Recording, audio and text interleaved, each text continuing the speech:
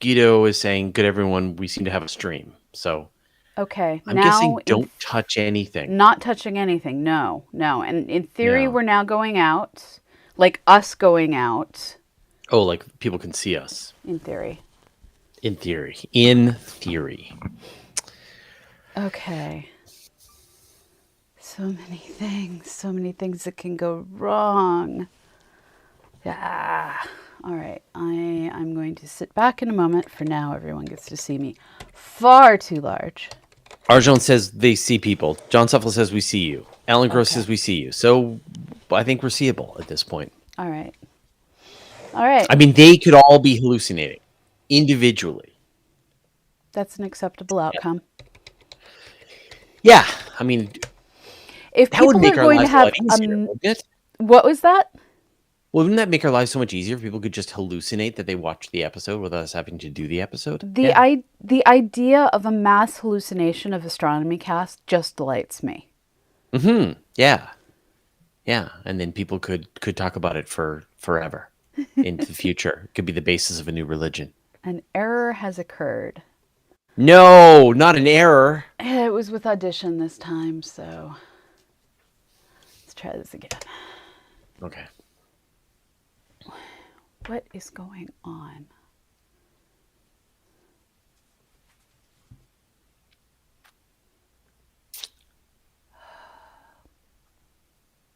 All right. This is the Monday, cursed. People. It's this cursed. Is the Mondays. No, you're cursed.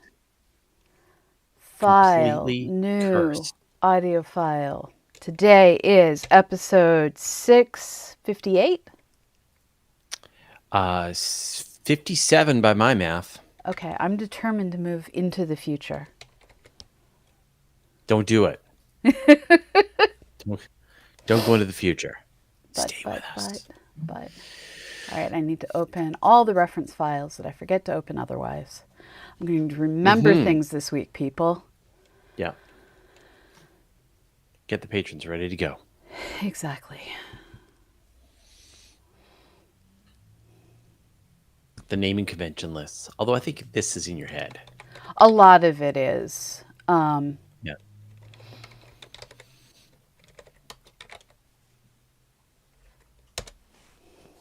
And you're gonna feel sad briefly. Just remember. I know. When we talk about asteroid naming. I know. Just prepare for it emotionally. I will. Okay. It's not my fault. I didn't do it. I understand this. But I am super proud of it. I'm glad. And you should be. Like, I am. Like and where I work, they every year make a huge point of who has had an asteroid named after them this year. Our staff page puts an asterisk next to the name of everyone who has an asteroid named after them. Yeah. Would you trade your really, like, my Wikipedia profile has essentially been deleted. Yes. Yours is expansive. Would you trade a good Wikipedia profile for an asteroid named after you? As long as I could have a crap one that had a picture for times like when I got stopped in Amman, Georgia. No, nothing. See, you get garbage. You get like, if a person clicks Pamela Gay, they get linked over to, I don't know, your work at Harvard. As long as there's a picture. No picture. So when I was in Amman, Jordan, it was the fact that I had a Wikipedia profile that got me out of airport security hell. I didn't say this was like you get to have everything you want. This is not cake and eat it 2 times. This is you making a difficult choice. So asteroid or Wikipedia profile? Simply because my Wikipedia profile got me out of Amman, Jordan, rather.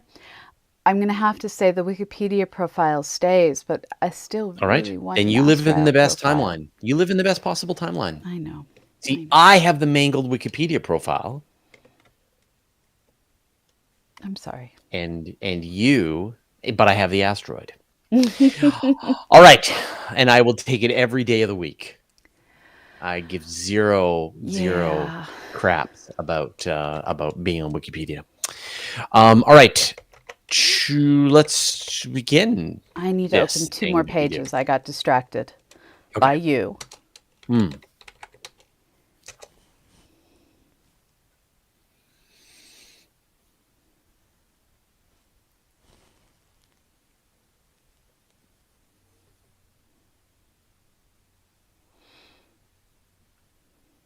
Ready?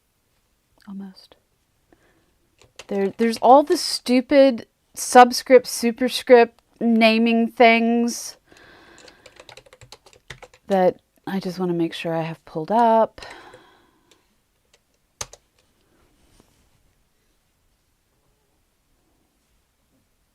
Oh, and happy Thanksgiving. Yes, happy Thanksgiving to you. Did you have lots of tasty goodness? Well, so because my wife's vegan, and by the rules of Pulp Fiction, that pretty much makes me vegan too. Yes. We don't really do a Thanksgiving spread, so instead, we've done something that we call cakesgiving. And so what we do is we make a bunch of cakes and then we eat them. So I made 3 cakes, 2 chocolate cakes and a lemon cake. And then I ran out of steam. I was also going to make some Nanaimo bars and some lemon squares, but I didn't get that far. And so we ate cake for dinner last night.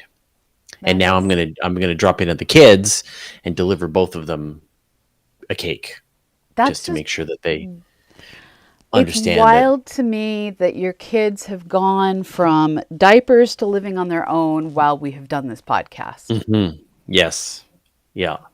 It's kind of amazing. Logan turns 19 in December, and Chloe turns 21 in about 2 weeks. Yeah. But yeah, cakesgiving. So that's it. So just simplify down to the thing. Like I would even turn into pies giving, but Carla doesn't like pies as much as I like pies. So so I think cake is fine, and then I can make a pie and have a pie. So there's like a pie and cake version of turducken where it's like a donut inside of a pie inside of a cake inside of a I don't remember all the details. Well, I like that idea. That's cool. But Go ahead. And I think we do the same thing for Cakesmas too. So we have Cakesgiving and Cakesmas. Yeah. I feel like Christmas needs to be cookies. That's a good idea. Cookiemas. Done. Yeah. I think it's I've improved your life. We love cookies. Yeah, you really have. We love cookies. I find cookies are just kind of easier to make than a cake. Like a cake's a pain. So cookies make sense. Yeah. All right. Cookiesmas. Done. All right. Yeah.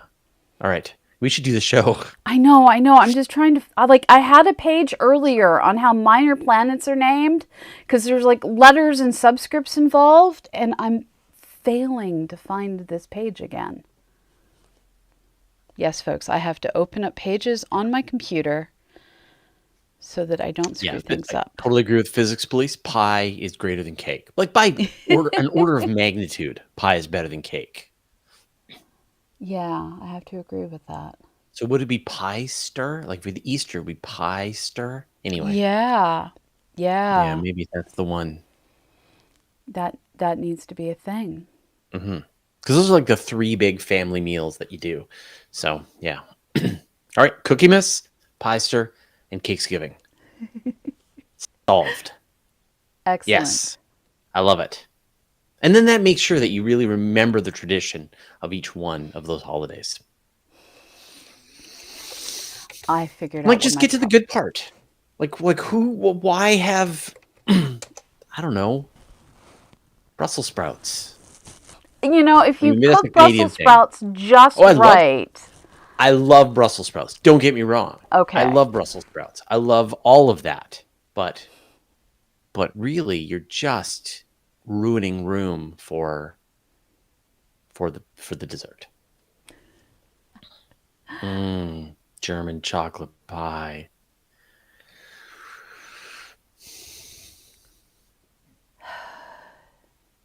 I am. I'm just going to keep distracting you. I'm now enjoying myself while you're attempting to find this information. Yeah. What are you looking for? I'm trying to find the codex that allows you to understand an asteroid's like numbers, letters, subscripts. So you need an And asteroid naming scheme. yeah, But you like the 2004 ET, right? Okay. I think I finally found it. I was trying to look it up under minor planets because they're minor planets. Yeah, that was my problem. There's an ESA article about it. Yeah, just found it. Okay. I switched from minor planet to asteroid and it suddenly worked. John Suffield says the best place for Brussels sprouts is in the compost bin. So here's the thing. Brussels sprouts used to suck, but somebody developed a better cultivar of Brussels sprouts in the last probably decade. Really? And they went from, yeah, and so that's why Brussels sprouts kind of taste good these days. They didn't always. So someone developed a new form of Brussels sprout that everybody eats these days. I still think the way I was fed Brussels sprouts as a child would suck, even with modern Brussels sprouts. I doubt it. So, no. Let me explain. Boiled to, sure, yeah, go ahead. No, that would have been better. So, take the bag of frozen Brussels sprouts, toss it into the microwave. Just take the whole bag, throw it into the microwave. Yeah. Nuke until things are way too hot on the inside and on the outside. Put them in a small dish. And then scoop tomato sauce on top of them. Oh, see, it's the tomato sauces where someone made a horrible mistake. Yeah. You could have just gone with butter and called it a day. No, it was tomato sauce. Yeah. I still think under all of our modern standards, it would still be considered terrible. Yeah. Yeah. So they used to be, Sarah General Duncan's saying, yeah, as a kid, they're no longer bitter, slimy trolls. Yeah, they're not bitter. They're sweet. They're not hard, chewy. They're soft. They're good. Yeah. Yeah, it's a funny thing. It's weird. Okay, are we done? Okay, we got it sorted? I believe so. Yes, I am doing the pressing record on the audio. Okay. The audio is recording. I am also pressing record on the video. The video is recording. I am discovering I don't have you correctly in one of the screens, though. So I'm going to real fast fix this. Yeah, the problem is your face is currently cut in half, and I don't like having your face cut in half, so I'm going to uncut your face in half. This isn't Game of Thrones. No, it's not. Oh, that's like the most current reference I could possibly make. Oh, man. All right. I am ready when you are ready. Okay, I'm ready to. I pressed record. All right. Here we go. Astronomy Cast, episode 657, Astronomy Naming Schemes. Welcome to Astronomy Cast, our weekly facts-based journey through the cosmos, where we help you understand not only what we know, but how we know what we know. I'm Fraser Cain, the publisher of Universe Today. I've been a space and astronomy journalist for over 20 years, and with me is Dr. Pamela Gay, a senior scientist for the Planetary Science Institute and the director of CosmoQuest. Hey, Pamela, how you doing? I am doing well. How are you doing? Good. Happy Thanksgiving. Happy Canadian Thanksgiving. Yeah. Every year, we record on a Canadian Thanksgiving because we record on Mondays, and it's always on Mondays. And I always lord over you how much superior Canadian Thanksgiving is to U.S. Thanksgiving for one reason. Go ahead. Weather. It's true. That we hold our Thanksgiving a month earlier. Yes. And that means that the weather is going to be better. And so if people are flying, it is less mayhem. Just because you're just going to have milder weather, and so people can make the journey without it just being horrible snowstorms and such. And once again, we're having a drought here in Western Canada. So if anybody wanted to fly, it'd be easy flying to get out here to Western Canada. But yeah, so happy Thanksgiving. I guess we'll take off U.S. Thanksgiving, but we'll work through Canadian Thanksgiving. But I still think they're going to launch SLS on American Thanksgiving, which means we will be working. Right. At least I'll be working. Right, of course. They absolutely will be launching SLS on some kind of holiday. Space is a big place with lots of galaxies, stars, planets, moons, and that means a lot of names. So how do astronomers name stuff like comets, asteroids, exoplanets, craters?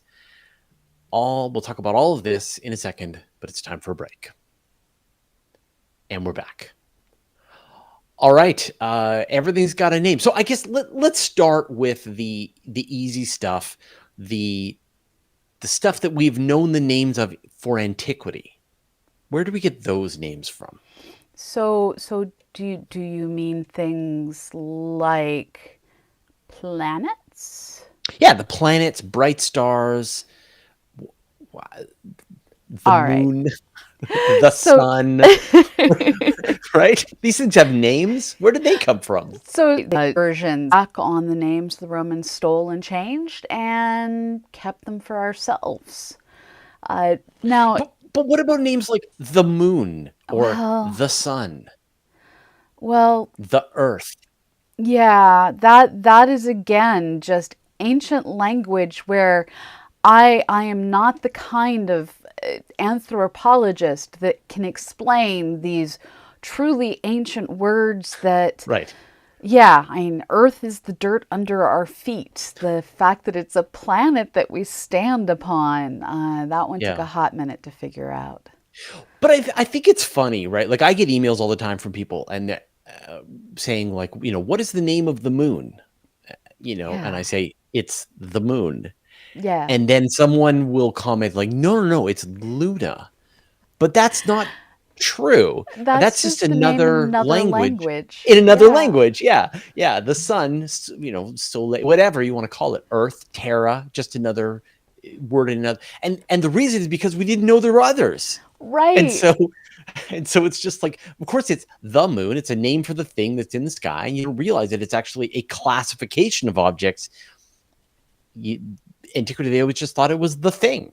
Yeah. So, yeah, I find that really funny. And All right, go ahead. well, and what gets really amazing is when we start looking at stars, there are some stars whose names linguists think are so old that they go back to like pre distribution of humans all over the planet's times. Wow, And that's really and interesting.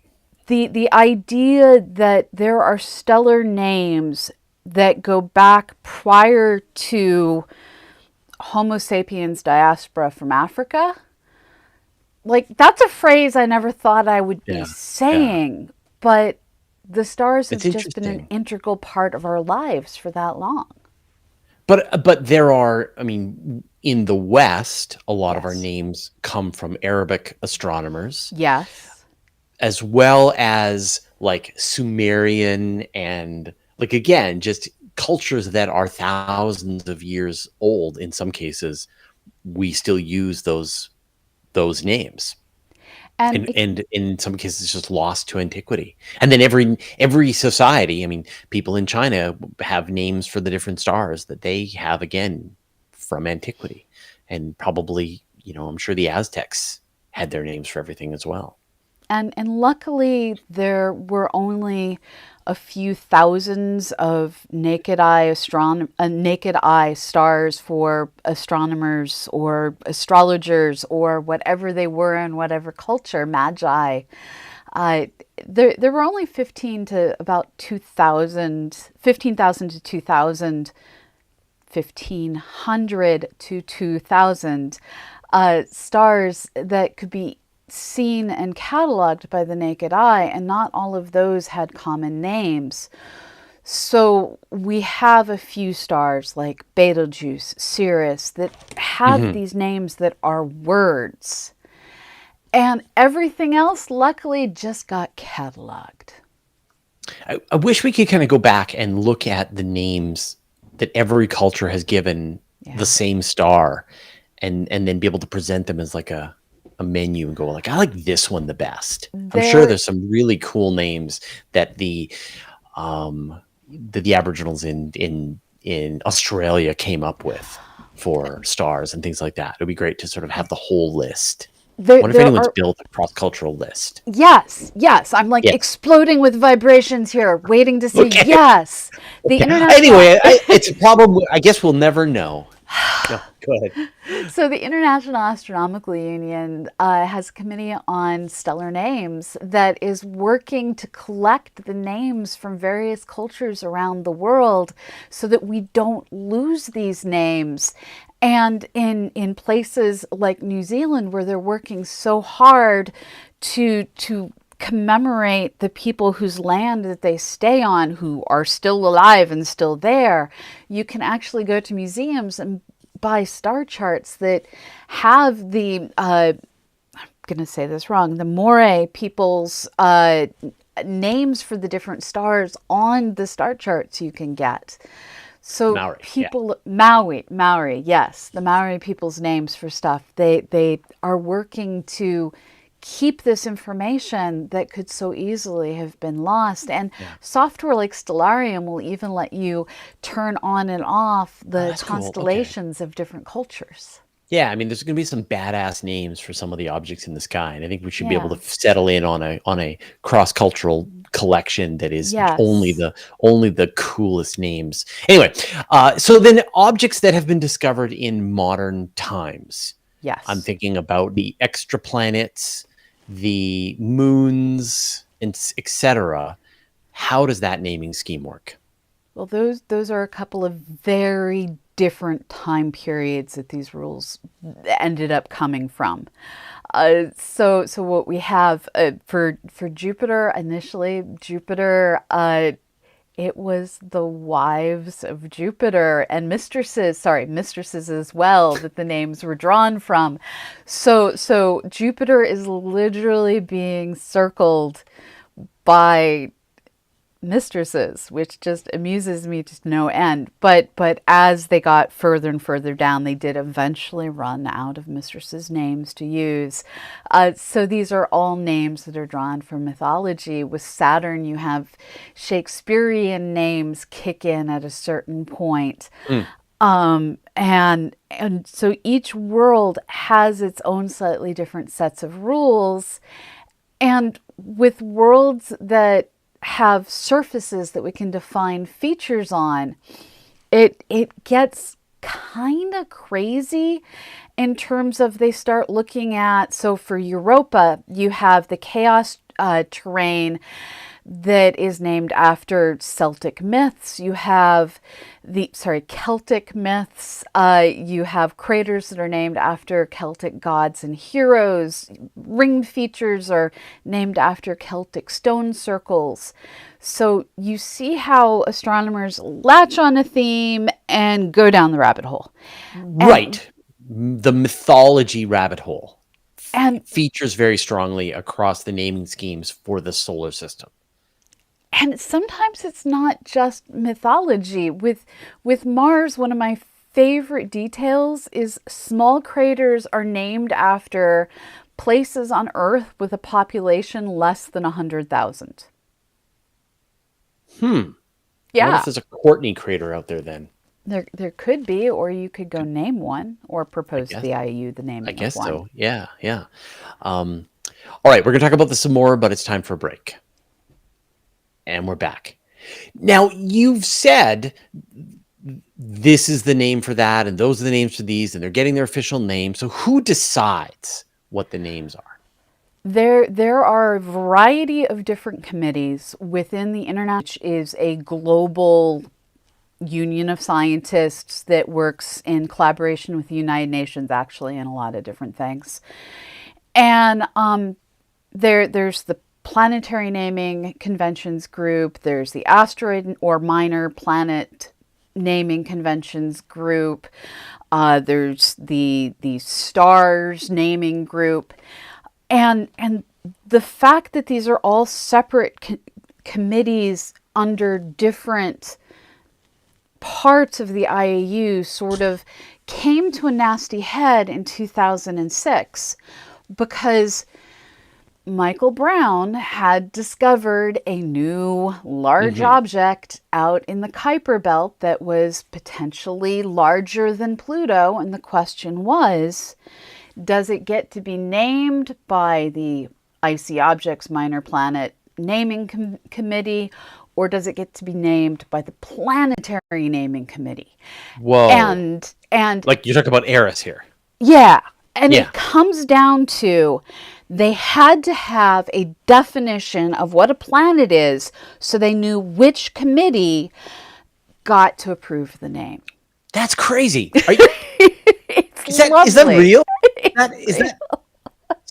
So the reason why whether or not Pluto is a planet had to come to a vote was because they needed to decide who got to name Eris. Well, it is slightly more complex. No. It It was feels as simple as that. It was the realization that we don't have a definition of what makes a planet, and both groups wanted Yeah.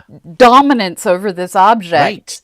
And so they forced basically, the vote. Yeah, they forced a vote, and they came Why up did you with a never tell me terrible this definition. before? I'm sure I did at some point. No. I failed. We talked to I no. failed Well, it's not you. that you failed, but it's just like you buried the lead. We like this is the chain of events. Mike Brown finds an object. The object is Pluto-sized. Therefore, theoretically, it's planet-sized. Yeah. Who gets to name it? The two groups, because it's not it falls somewhere between those two groups. They had to decide whether it was a planet or not. And if it's a planet or not, then Pluto's a planet or not. Right. And, wow. Anyway. Isn't that delicious? Yeah. Yes. Yeah. I'm sure there are certain members of the I Love Pluto community that are just raging right now. I refer to it as Pluto Planet Classic. Yeah, me as having absolutely no dog in this fight. Don't care at all. My emotion neither rises nor falls with any mention of Pluto's pro or non-planethood. I do find it funny that this is the story. Yeah. So I mean, you get, but the names like Makemake, Eris. Those were suggested by Mike Brown. So the way it works is the people who find the objects get to propose names, but they don't get to say outright, these are the names. They have to propose the names, fill out paperwork, submit the paperwork, the committee has to meet, the committee has to approve, and thus you get a world that has been named. All right. Let's move on then. Let's talk about comets. How do comets get their name? So comets are fairly straightforward. They get the name of the humans that found them, the year that they were discovered, and depending on which nomenclature you're looking at, you may see additional letters and numbers that have to do with are they periodic or non-periodic comets. One of the problems we run into is comet nomenclature as well as minor planet naming nomenclature got revised. And so if you're looking at something from like the 1980s or if you're looking at something from the 2000s, you're going to see different ways of stating the nomenclature. So like take an example comet and break it down for me. Comet Halley, named strictly after Comet Halley. Right. Comet, I'm going to take a moment. I think Comet Halley, for example, is a bad example because Halley didn't find it. It had been known for hundreds of years and it had been coming back again and again. So I think that's a bad example. Like it should have been Comet, that comet we've all seen for a long time and talked about. No one ever really put a name to it. So the thing is, we didn't know what comets were before Halley put one and many together and got an orbit. Halley looked through history and found that every 70-something years, this bright-tailed object streaked through the sky. That's just accounting. That's not like noticing a comet for the first. I'm saying Halley should lose his naming rights for the comet. It should be stripped. But like, we don't know who the first That's the historian's problem. pre-diaspora human Not my to notice problem. the comet was. Not my I'm just problem. going to keep saying diaspora today. Yeah, yeah. So that is a historian's problem. I'm just saying that Haley getting the comet named after him is illegitimate and should be stripped. But I'll let the IAU have that fight. I'm ready. I'm ready to present my case. But a modern comet, like Hyakutake or Hale-Bopp. Now those are brand new comets that nobody's ever seen before.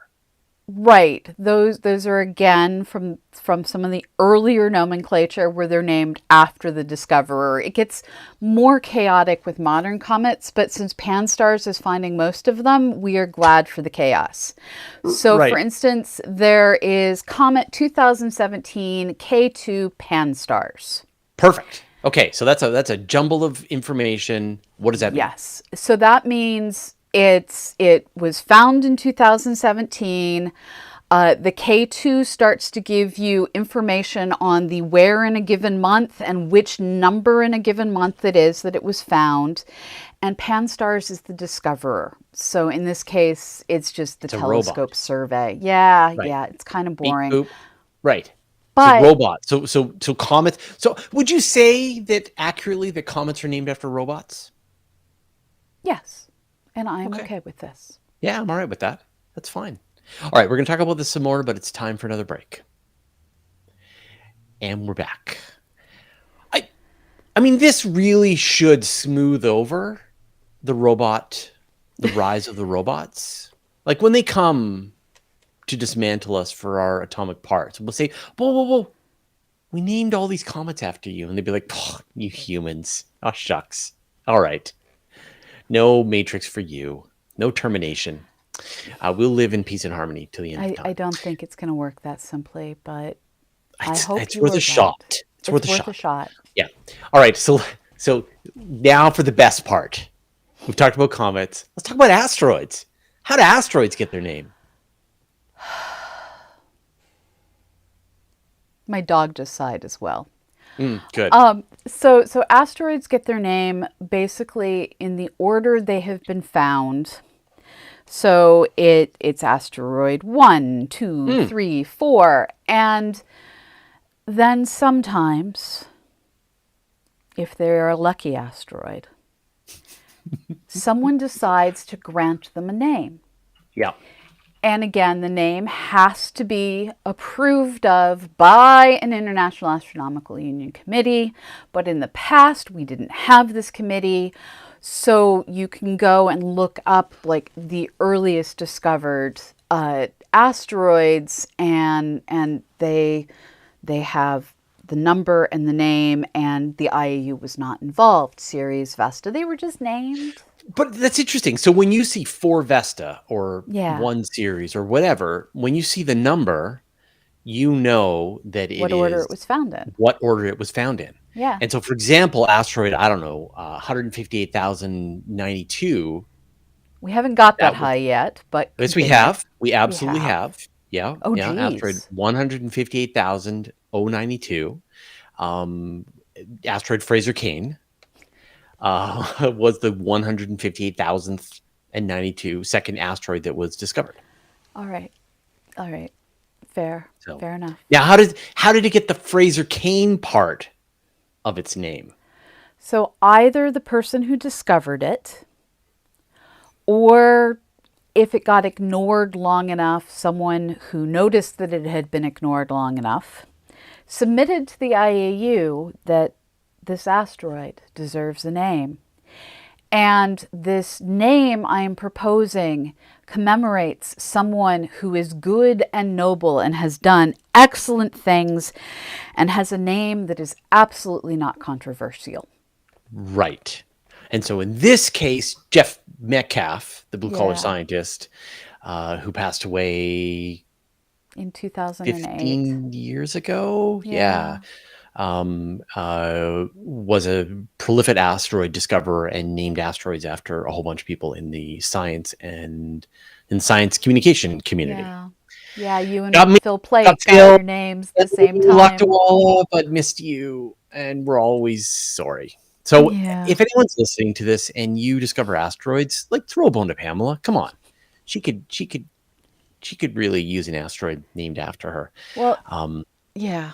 but so the point being, Jeff discovered the asteroid, got to provide the name, and it was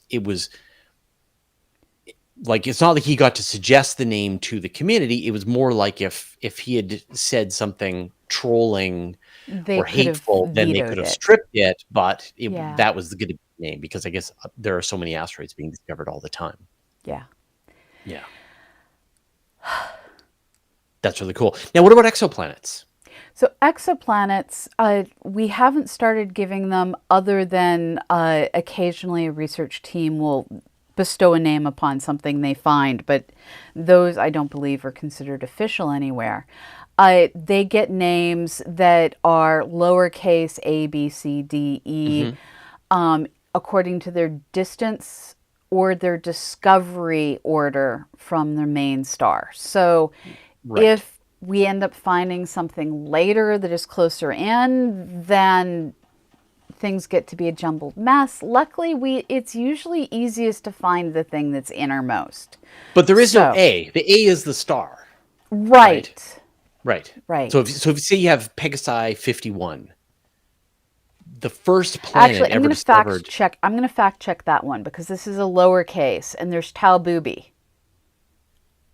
Okay, because my understanding, like you've got 51 Peg B, and that was really the first planet orbiting a sun-like star that was ever found in 1995, and that's the B. And so the first one found is the letter, but if they find a bunch at the same time, then they typically will do them from the inside out.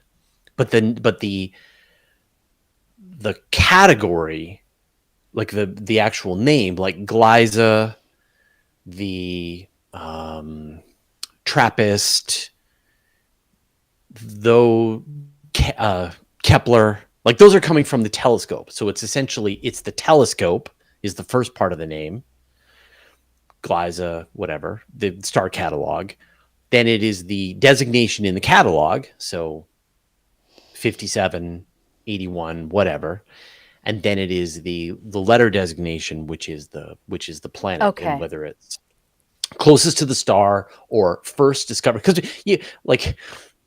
there are probably more planets in the 51 Peg system than the one that we know of, the hot Jupiter that we know of, but they're just too faint to see. And so do you shift everything if you find more? No, you find a closer one, now it's C, and then it includes that D, and then one in between those two, that'll be E. So it's really in the order that they were found. But if you're going to find a bunch at the same time, Yes. then you like the Trappist planets, then you put them all in a row nicely.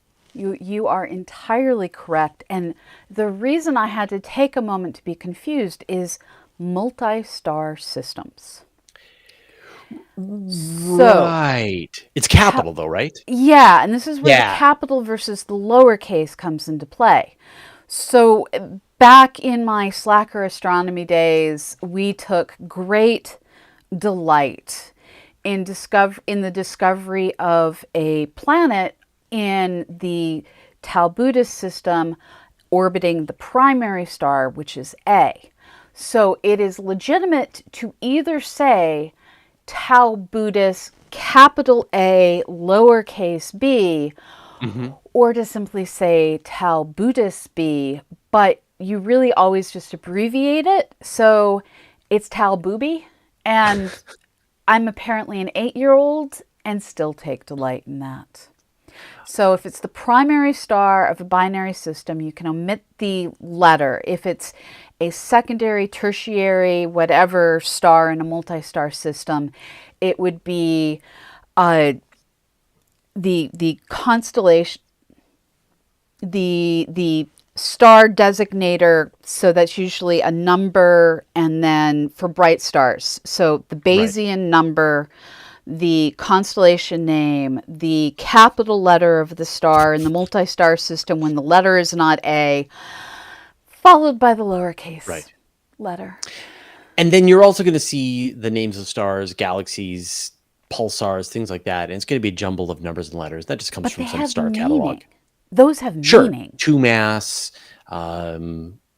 Yes, the HD. Yeah, they do have meaning. They're named after the catalog But that the they're stored license plate that follows the catalog actually has meaning. in. Right. So the NGC numbers don't so much have meaning. Those are just kind of the order they got listed and were discovered, and those go all the way back to like when Herschel, all three of them were cataloging things. So William Herschel, his younger sister Carolyn Herschel, his son John Herschel, they all helped contribute to the New General Catalog. That's how old the New General Catalog is.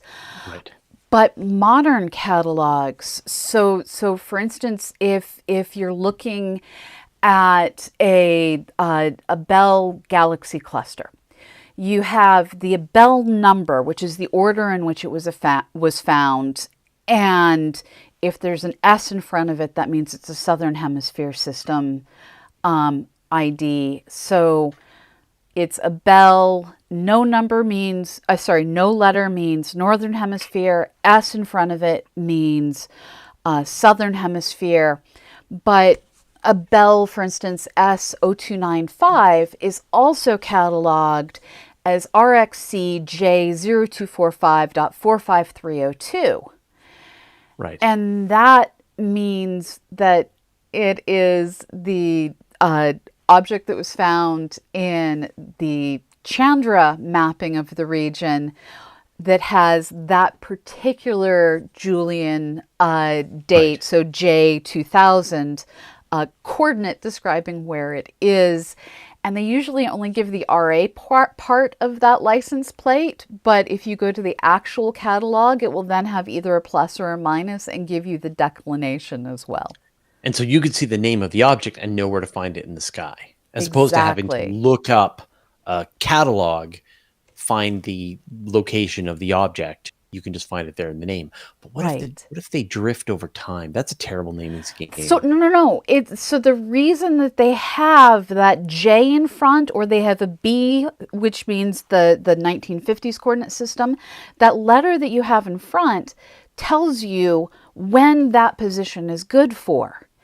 And so we know when it has a J in front of it, those coordinates are completely right for 2000 on the specific date that the calendar is set to 0 on. And it's you the just same for the modify based on 1950. the right. Yeah, you just modify based on the clock. Yes. All right, we could do this all day. The point being, if you see a great big jumble of letters and numbers after some object, that is the astronomers attempting to communicate important information about the object's location right there in the name, which is smart, but also incomprehensible for the rest of us attempting to read it. All right. Thank you, Pamela. Thank you, Fraser. And thank you to everyone out there who helped support this show. This week, I would like to thank Alexis, William Baker, Wanderer M101, Zero Chill, Felix Goot, Astrozets, William Andrews, Gold, Roland Vormerdam, Jeff Collins, Simon Parton, Kellyanne and David Parker, Jeremy Kerwin, Stuart Mills, Rob Cuff, Harold Berderhagen, Philip Walker, Daniel Loosely, Matthew Horstman, Alex Cohen, Marco Iarasi, David Gates, Scott Bieber, Rando Disastrina, Scott Cohn, Kensaya Penflenko, Jim Schooler, and Justin Proctor. Thank you all so much for all you do to help support our show. Thank you. And we'll see you all next week. Bye-bye, everyone. And then they saved. Yeah, don't go. That's just a saying goodbye to the podcast listeners, but you're listening to more. Yes. 6. And while you're listening, I want to let all of you know that CosmoQuest is coming. We are a little less than 2 weeks away. We are, I think, 13 days away from the start of CosmoQuesticon. If you go to cosmoquest.org, you can click the buy tickets button and buy tickets. We're going to have a whole variety of content for free up on Twitch, as well as a Discord-only set of stages and activities, and a really cool vendor room where we will have all sorts of discounts and special deals just for people who get their tickets to attend. And this is part of how we fund everything we do. Hal McKinney asks, what's the best place to discover an asteroid or comet? Via personal telescope or with an online survey? So online surveys are going to have automated detection schemas that I mean, most surveys aren't designed to discover asteroids because you have to take multiple images of the same place. But those that are designed for it, so LSST when it launches, for instance, they're just going to find things automatically. Mm-hmm. So if you want to discover comets, one of the coolest and weirdest ways to discover comets is in it's not SDO, the SOHO data of the sun, because there's all these little sun grazing comets that self-destruct, but you get to be the person potentially who finds them before they self-destruct. The other good way to discover objects that aren't going to get picked up automatically through one of these surveys that has automated routines to find things is to go out and monitor the sky significantly above or below the galactic disk, because those areas are covered. It's the stuff that has weird orientations that are more polar orbits of the sun that no one's going to find because we're That's just a really not good looking. point. Yeah. So these automated surveys, the California Sky Survey, Pan-STARRS, Atlas. Pan-STARRS, yeah, they are. I mean, when you say, is it best to do with an online survey? I mean, you're kind of saying, is it okay if I let this robot discover asteroids and take all the credit? Yes, it's fine for you to let that robot discover all those asteroids and take all the credit and get them all named after them. If you want to discover an asteroid or comet and you want to get it named after you, then you're going to have to go to places that robots aren't looking, and you're going to have to do it without a robot.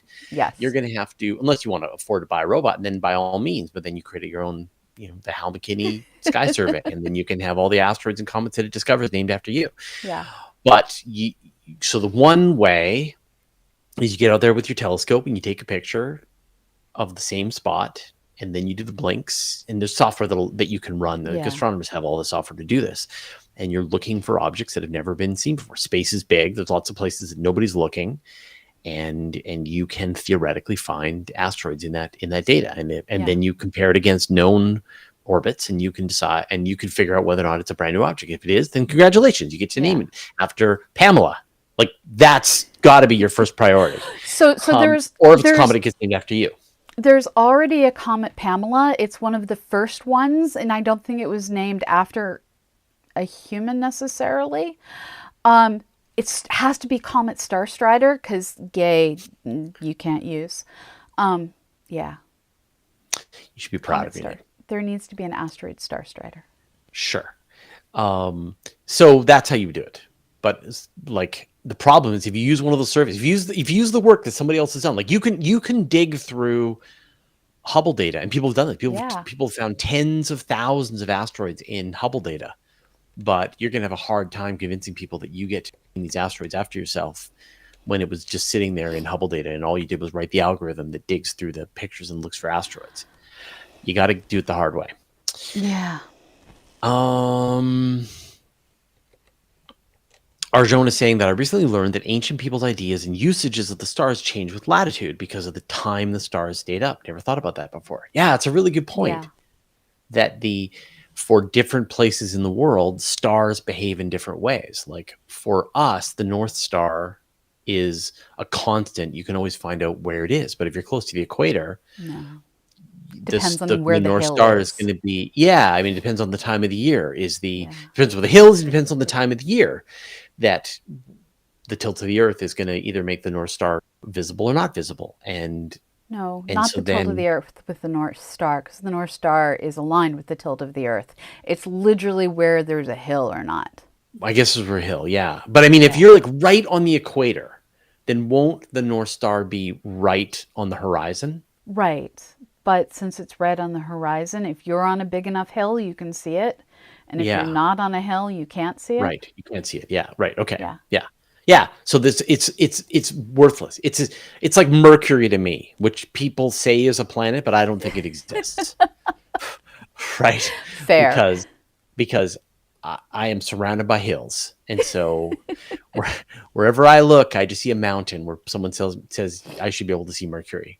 Go out in the morning, before the sun comes up. Look Get up to the before the sun west. comes up, climb Yeah, a hill, and then look yeah. for it. Look to the west before the sun comes. I guess after the sun goes down, head out to the west coast of Vancouver Island and look out to the west, and you should be able to see it. But no. So I'm sure people who live out on the ocean on the west side of Vancouver Island, which is almost nobody, they can see it. But everybody else is surrounded by mountains all the time, everywhere. Yeah. Yeah, I think my lowest, I can see pretty much about 15 degrees in all directions. That's my horizon is 15 degrees. But there's mountains 15 degrees above. Arjun asks, do you name the supermassive black holes? Is Sag A star the black hole or the region it is in? So Sag A star is the black hole, and what is amusing me is they're starting to use the asterisks to mean the black hole. So it's, what's the name of the one that we looked at first? Oh, like the one at M87? Yeah, so it's now M87 star is the name of the supermassive black hole. But not A star? No. So just a star. Yeah, I'm down with that. asterisks. I like it. Yeah. So M87 star. Yeah. And so then wouldn't Sag J star, it could be So Milky Way Sag star. A star is just like historic stupidity. So we're just stuck with that name. But yeah. It's a cool designation. Yeah. Yeah, I'm down with it. I like it.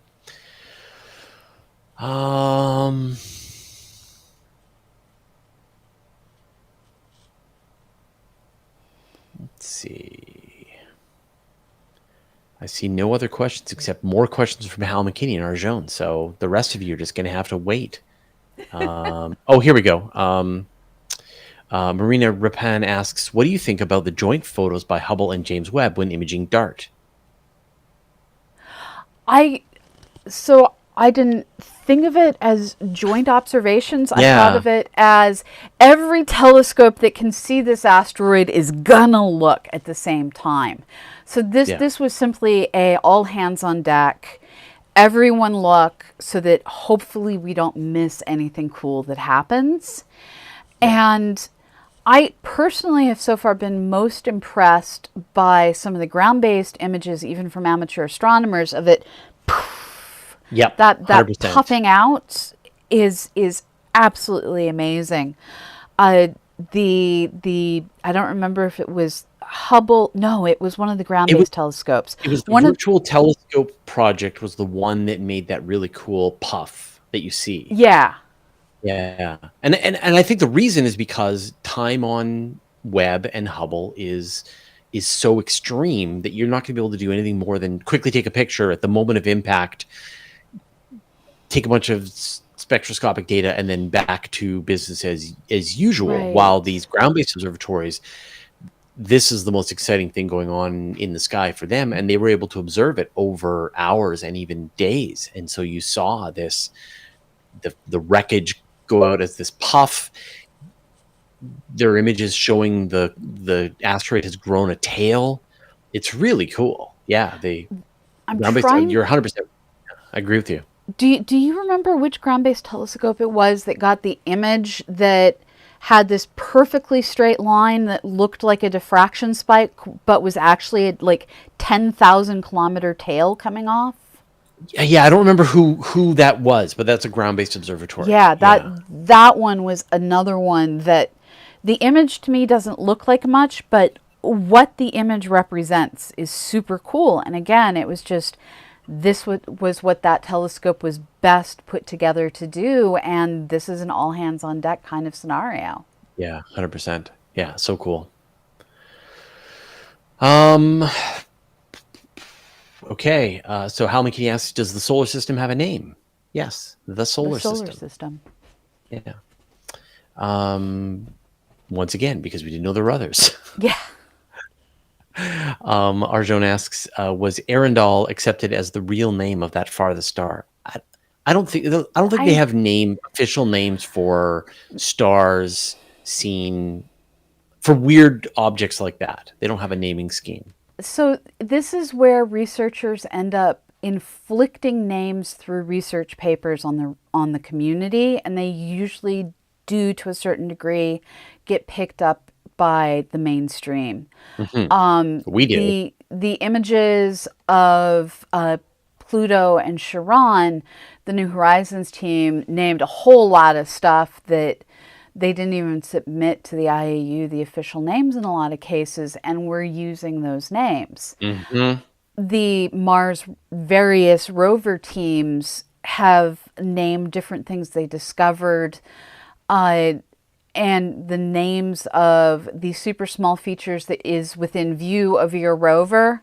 IAU doesn't have a committee for that. So, like, I think they had, like, Yogi Bear was one of the things that they had as a designation with Mars Pathfinder. And that's just adorable. Yeah, they named features after, say, the astronauts who died in the Challenger incident and the Columbia incident. They named mountains and craters and things like that after them. And, like, what kind of monster is going to say, no, we refuse to let you name that mountain after the people who died in the Challenger accident? So Marina Rapan asks, we've got time for one last question. Which telescope do you think it's better to make, LUVOIR 8 or LUVOIR 15? I do not know of these. Do you? Yeah, well, LUVOIR, you know what LUVOIR is. I know LUVOIR, but So do you make an 8-meter telescope or a 15-meter telescope? Okay, 15, of course. Yeah, duh. But obviously, like, how is it? Like, what about 20? If you just give us bigger numbers, we will always choose the bigger number, Marina. Like, bigger is better in astronomy. The terrible reality is that it's probably going to be LUVOIR 6.8. Yeah. It's going to be the same size as Webb. It's not going to be 8. It's not going to be 15. It's not going to be 20. It's not going to be 100. It's going to be just a little. It's going to be the same size as Webb. But it's going to have a star shade, and it's going to be made for different kinds of work. But it should come in on budget, and it should come in on time. And that's important. That is a new habit we need to get into. Yeah, exactly. Yeah, I think that's the big life lesson that the astronomical community has learned from Webb is pick a telescope that you can launch. Yeah. In the time frame that you want, at the price that you want. Yeah, SLS is another one teaching us that lesson. Yep, 100%. All right, well, we've reached the end of our episode, and so it's time to say thank you. Thank you for everyone watching us on Twitter and on YouTube. Thanks to all the moderators. Thanks to all of the editors, producers, people behind the scenes working to make this show the best that it can be. Thank you, Pamela, for joining me once again on this very festive Thanksgiving. And we will see all of you next week. Thanks, but go get your CosmoQuest-a-con tickets. CosmoQuest.org. Do it. Now, do you want me to press the stop button?